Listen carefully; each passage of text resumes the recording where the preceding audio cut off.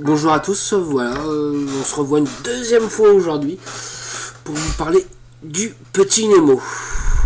Donc voilà, ma vidéo va se montrer avec un petit montage. Bon, il est déjà fait sur mon plateau.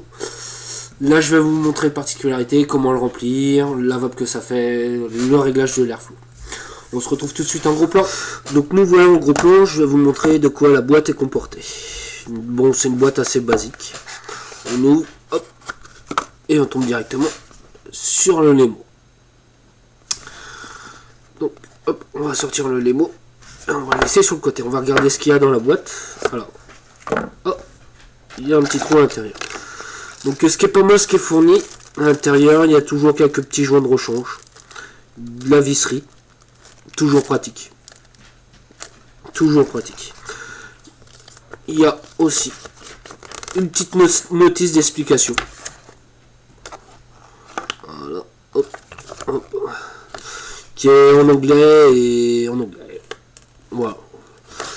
Donc ensuite, qu'est-ce qu'il y a d'autre? Donc le manuel, encore un autre manuel d'utilisation. Et dedans, on a des petites boules de coton. Alors sincèrement, le coton, je sais pas d'où il vient. Moi, je préfère pas trop m'en servir. J'ai ma petite fibre. Et il y a du Kanthal aussi avec. Pareil, Kanthal, on sait pas si c'est vraiment du nichrome ou du Kanthal. Donc je préfère m'abstenir de m'en servir.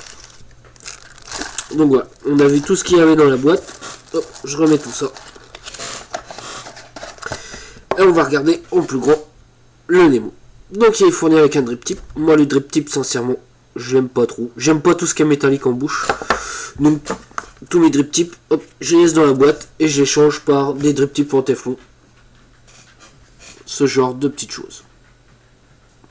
Pourquoi les drip tips en téflon? L'avantage c'est que ça ne chauffe pas et ça ne se salit pas. Donc c'est-à-dire les petites pleurs que vous pouvez avoir sur le métal au niveau des lèvres, bah là sur le téflon ça se dépose pas. Ou alors si ça se dépose, c'est que ça va très bien se nettoyer. Donc de quoi est composé le Nemo? Je vais le démonter entièrement devant vous.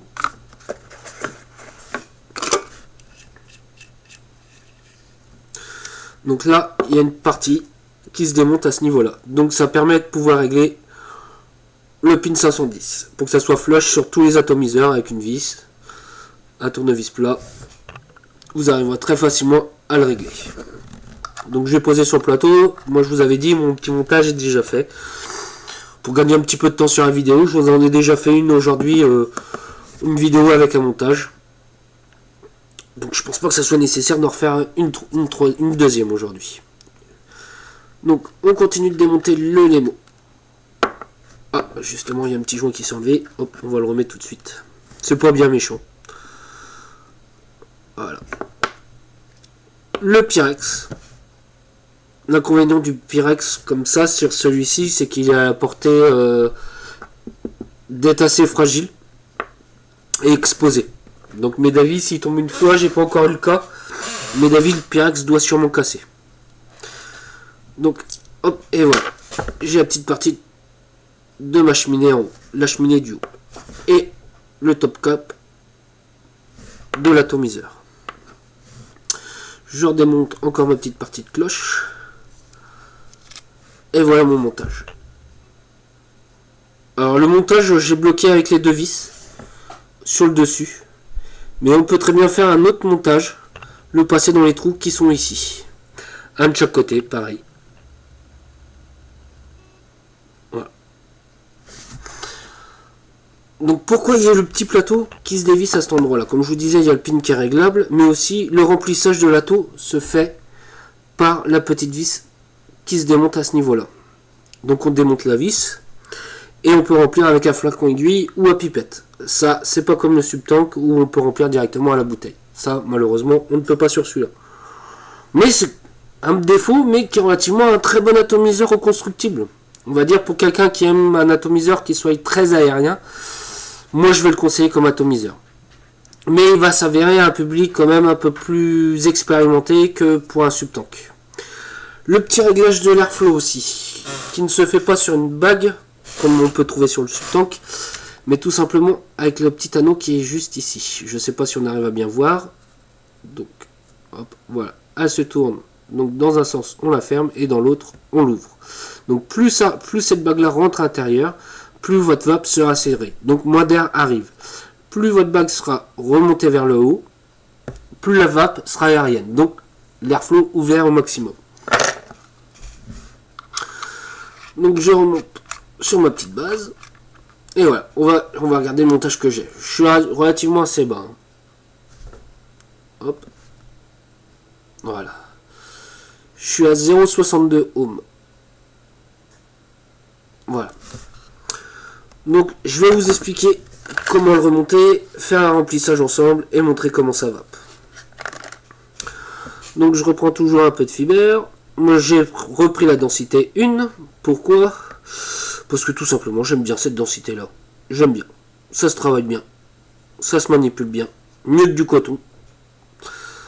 L'inconvénient de celui-ci comme atomiseur, c'est qu'on pour avoir accès au plateau de montage, il faut vider le tank en entier. L'avantage de la fibre, comme je disais la dernière fois, c'est qu'elle dure beaucoup plus longtemps. Donc on n'est pas obligé de tout redémonter pour pouvoir refaire le coton, puisque si on prenait du coton classique, il nous ferait 1 ou 2 tanks maximum. Même si on prend des jus avec beaucoup de VG, qui fait que ça encrasse beaucoup plus le coton. Hop, à côté, de côté. Je reprends le bas de ma cheminée pour pouvoir revisser le tout. Alors j'essaie surtout pas qu'il y ait de coton qui soit dans le filetage, sinon ça va tirer le coton et va se déplacer. Voilà comment ça rend à l'intérieur. Mon coton est toujours pas placé. Mon coton je veux placer, je le pose directement. Ça ne sert à rien de mettre sur les gouttières. Comme je dis toujours, quand on le met dans les gouttières, il y a une mauvaise arrivée de jeu qui se fait, donc on va avoir des dry hits.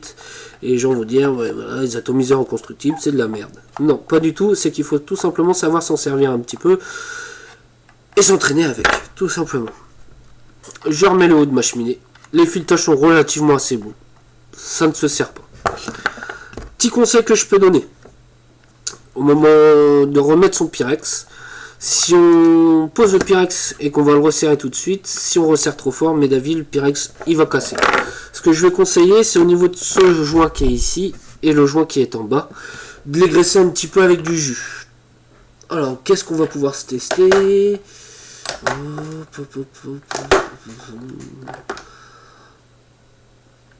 Voilà. On va se prendre un Monsieur Good Viper en 6 mg. Donc comme je vous disais, c'était bien de graisser un petit peu les joints. Mais j'ai oublié une opération quand même assez importante, comme le subtank. Votre coton, il vaut mieux l'imbiber un petit peu. Hop. Hop. Et voilà, chose faite.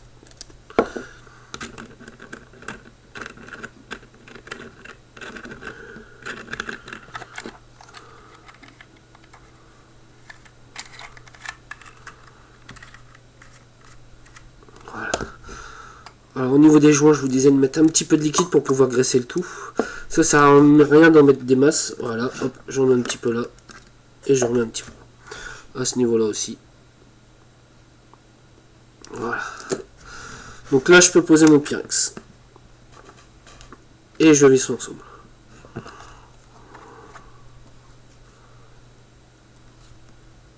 Voilà. Donc je démonte ensemble, vu comme j'ai graissé un petit peu mes joints, je l'essuie un tout petit peu pour enlever un peu de l'excès de liquide. Parce que j'ai fait ça comme un bourrin. On va dire qu'au niveau de la vidéo, c'est pas pareil que quand on le fait sans.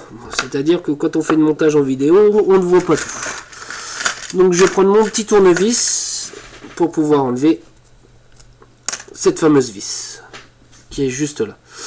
Alors dans le kit ils ont proposé un autre système, c'est-à-dire avec un joint blanc qui prend le trou de l'entrée de liquide. Alors j'ai essayé une fois. Voilà. Hop. Je sais pas si on arrive à bien voir. Voilà. Hop. Il y a une petite pointe ici. On l'enfonce dans le trou. On le pose et on resserre avec sa base. Moi j'aime pas trop parce que j'ai déjà eu une fuite une fois. Ça m'a suffi. Donc du coup je l'ai pas remis. Après il y en a qui vont dire oui c'est galère. Il y a une vis. C'est juste tout simplement un coup de main à prendre. J'ai des vis. Hop.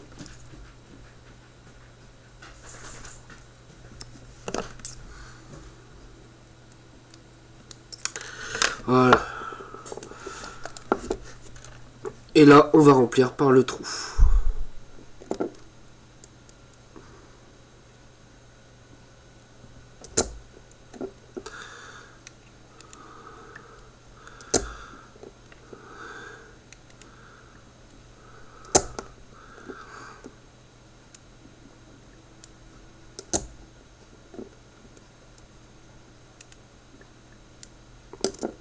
Encore un petit peu.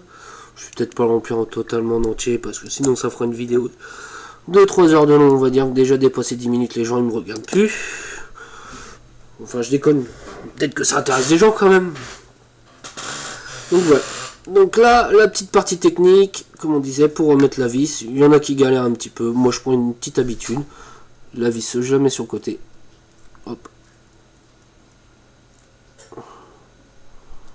Et ouais. Là, j'ai mis dans mon cruciforme et je le mets dans le trou.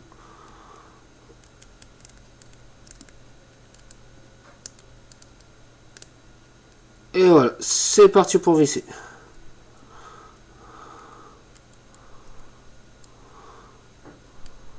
Ça y est, c'est vissé correctement. Hop, j'enlève un peu l'excès de jus que j'ai mis un peu à côté pour pouvoir remplir rapidement. Donc, je reprends ma base et je refisse l'ensemble. Voilà. Bon, on va se retrouver en plan large pour pouvoir vous montrer comment ça va. Donc nous revoilà en plan large. J'ai monté sur un petit Gus, le G22, qui est en mode méca relativement correct au niveau du prix. Je vais vous montrer comment ça va. Donc là, l'airflow est ouvert au maximum. Et avec, on peut même faire de l'inhalation directe, tellement l'airflow est grand.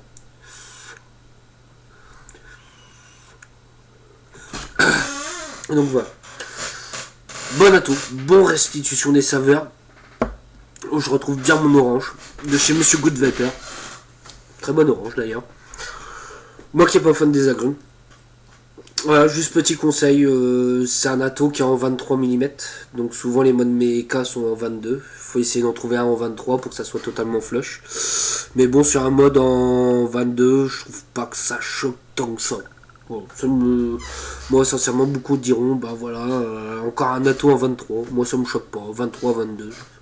Un demi-millimètre de chaque côté, ça me gêne pas. Donc voilà. Très bon atto. Je ne conseillerais pas forcément à tout le monde. Il faut avoir un petit peu d'expérimentation. Et surtout, c'est une vape qui est très aérienne. Ce que je vais conseiller, ceux qui aiment les Typhoon GT par exemple, tout ce qui est Kefun, ça sera beaucoup moins aérien, une vape beaucoup plus serrée. Je ne vais pas leur conseiller de prendre ce genre de matériel. J'ai ouvert depuis aujourd'hui ma chaîne YouTube.